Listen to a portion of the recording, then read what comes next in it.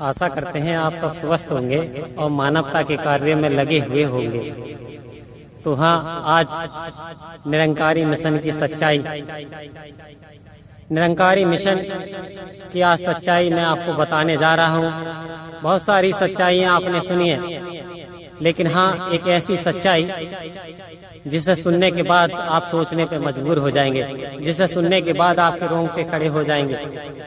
तो एक ऐसी सच्चाई निरंकारी मिशन, निरंकारी मिशन सतगुरु बाबा बूटा सिंह जी के द्वारा एक पाकिस्तान से, जबकि हिंदुस्तान और पाकिस्तान का बंटवारा नहीं हुआ था, तो इस मिशन की प्रारंभ वहीं से हुई।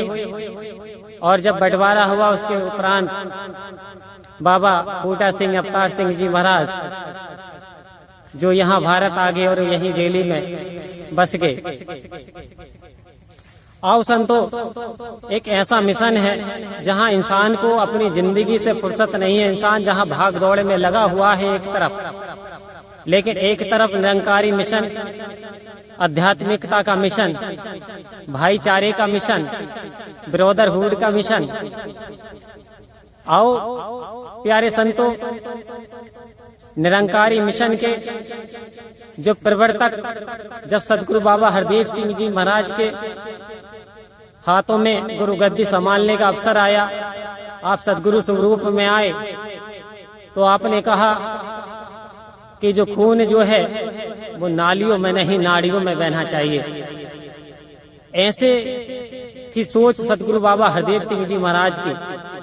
कह रहे कि ये जो ब्लड है, ये जो हिंसा हो रही है चारों ओर, इंसान इंसान पे जुल्म कमा रहा है, जाति के नाम पे, कहीं मजहब के नाम पे, कहीं वर्ण के नाम पे, कहीं नस्ल के नाम पे।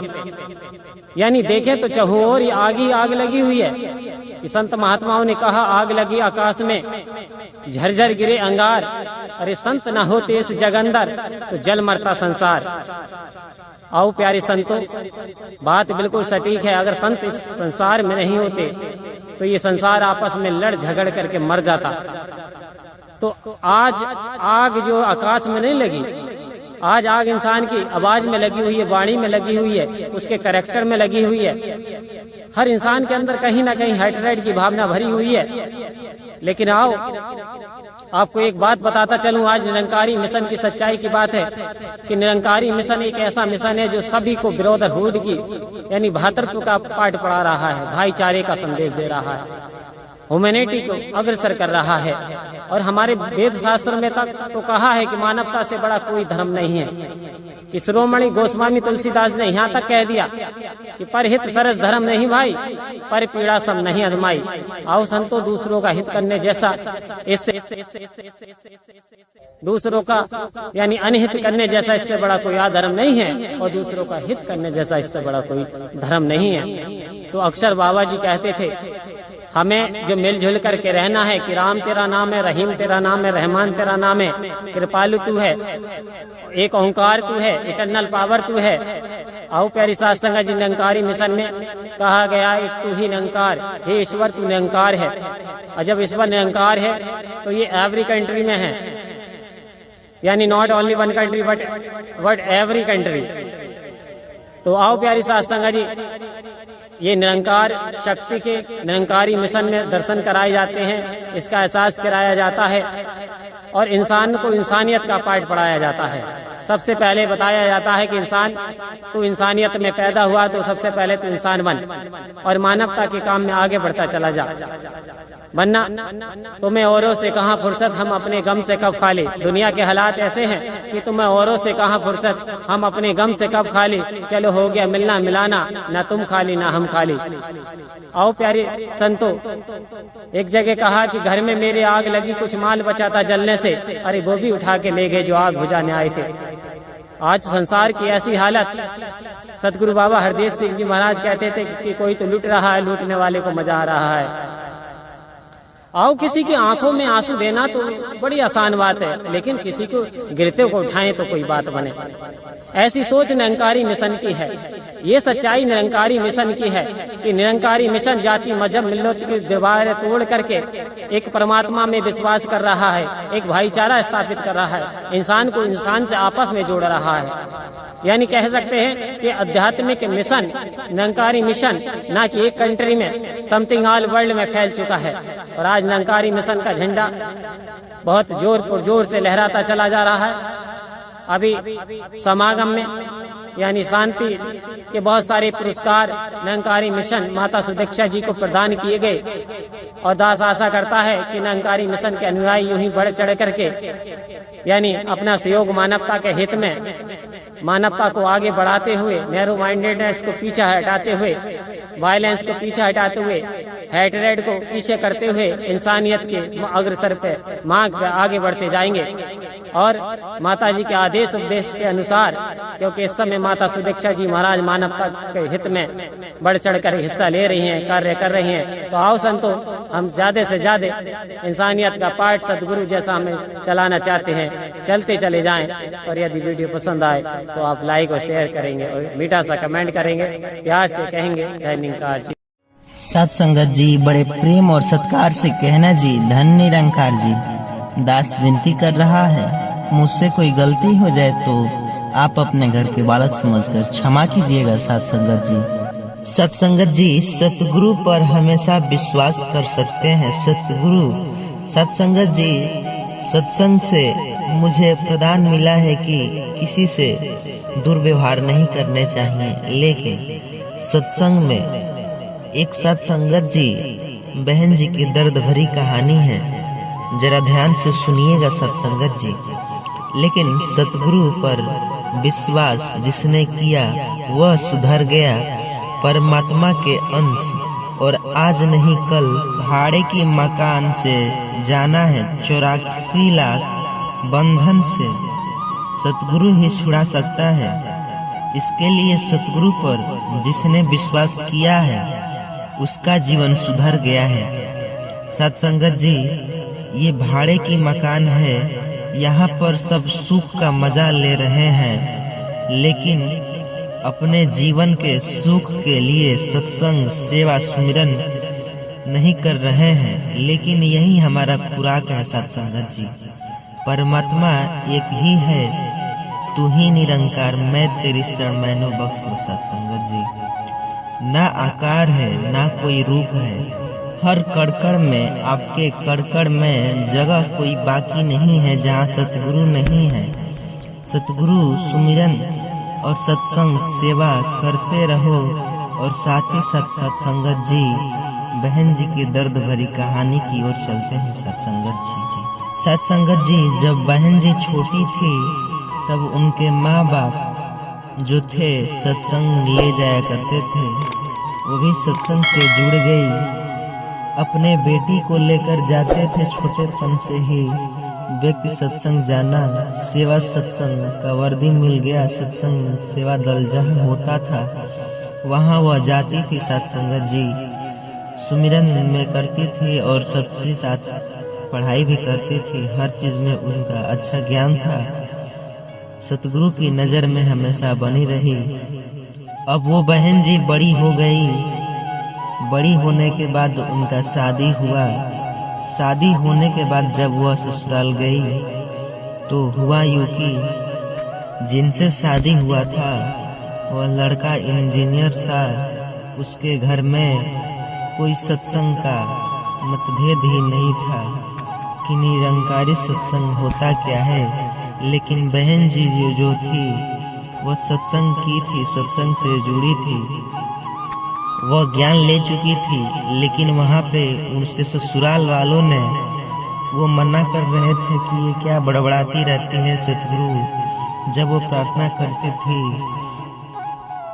एक तू ही निरंकार, मैं तेरी शरण है मैनू बख्श लो, तब उसके घर वाले ससुराल वाले उसको कहते, मना करते थे ये सब करने से। तब सत्संगत जी वो कहते थे कि अपने घर की देवी देवता की पूजा करो।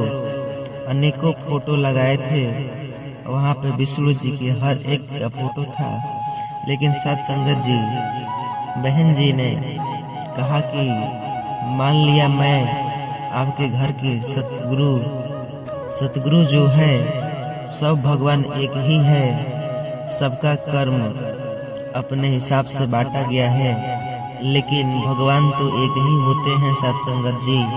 लेकिन बहन जी ने कहा मैंने तो ज्ञान ले रखा है, मैं सत्संग नहीं छोड़ने वाली।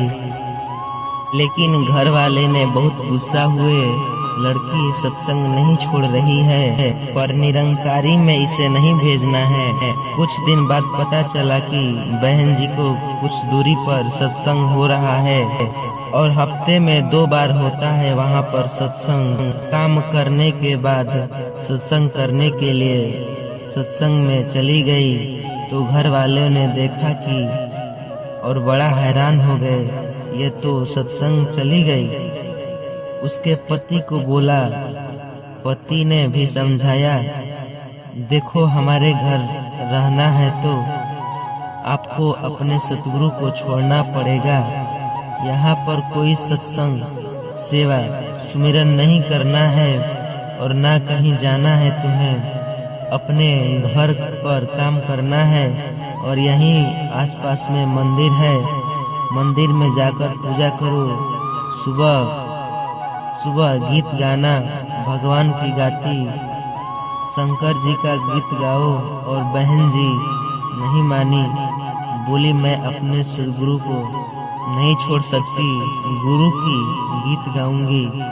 फिर कुछ दिन बाद बीत गया, हैरान हो गए बाप बेटे, अब मैं परेशान हो गया हूँ, क्या किया जाए। फिर बेटा आया, अपने बीवी को समझाया, आप मान जाओ, मेरे घर में रहना है तो कोई चीज़ की कमी नहीं है, लेकिन आपको यह निरंकार का नाम लेना छोड़ना होगा। निरंकार लगाई रहती हो। फिर सत्संगत जी अगले जो हफ्ते में 2 बार सत्संग हो रहा था तो दूसरे दिन भी जाने के लिए तैयार हो गई।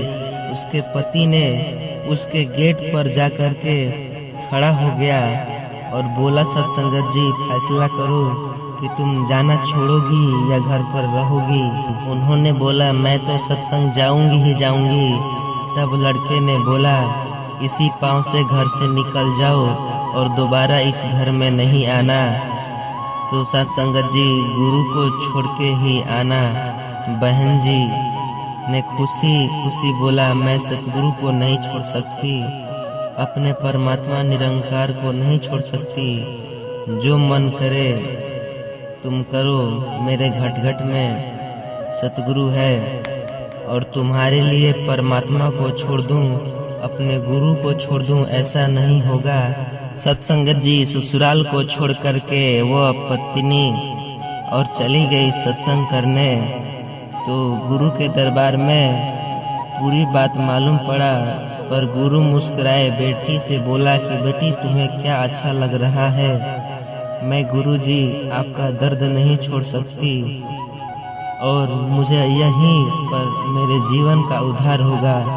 कोई दिन मेहमान हूँ, किसी दिन चली जाऊंगी 50-60 साल 100 साल, आज नहीं तो कल अपने घर पर छोड़ जाना। मैं खुशी अपना जीवन बिता लूंगी। जरूरी नहीं कि मेरी शादी हुए मेरे साथ पति रहे, ऐसा कुछ नहीं। बेटी अपने मायके में रहने लगी और गुरुजी से अरदास की, गुरुजी अब हम अपना जीवन जी सकती हूँ। और सतगुरु से अरदास की कि मुझे और नज़दीक सत्संग जहाँ हो रहा है किसी नज़दीक मिल जाए तो फ्लैट वहीं पे रह करके सत्संग सेवा करूँगी। सत्संगत जी तो दास भगवान सतगुरु की महिमा देखो, एक फ्लैट बिक रहा था, सत्संग जहाँ हो रहा था उसके पीछे, वहीं पे सत्संगत जी उसके पिता ने, लड़की के पिता ने मदद की और थोड़ी सी वो फ्लैट खरीद ली, जिससे वो अच्छा खासा जी रही थी। अब वह सत्संगत जी जीने के बाद छोटा मोटा धंधा भी स्टार्ट कर दी। उनसे 2-4 पैसा आते थे और सेवा सुमिरन करती थी। जहाँ बुलाहट आता था सेवा दल में जाती थी। 10 साल बीत चुके थे। अब घर वालों ने पति आए और बोले कि अब तो तुम सही थी, हम लोग गलत थे। लेकिन बहन जी बोली मैं अब नहीं जाने वाली। मनाने के लिए आए थे पति पिता तो नहीं गई। पर सत्संगत जी उम्र ढल गया, सेवा सुमिरन करते अच्छे से रही, जीवन उनका अच्छा गुजरा। सत्संगत जी बड़े प्रेम और सत्कार से कहना जी धन निरंकार जी। साथ ही साथ सत्संगत जी चैनल पर नए हैं, चैनल को सब्सक्राइब कीजिएगा और कमेंट में धन निरंकार लिखना ना भूलिएगा सत्संगत जी।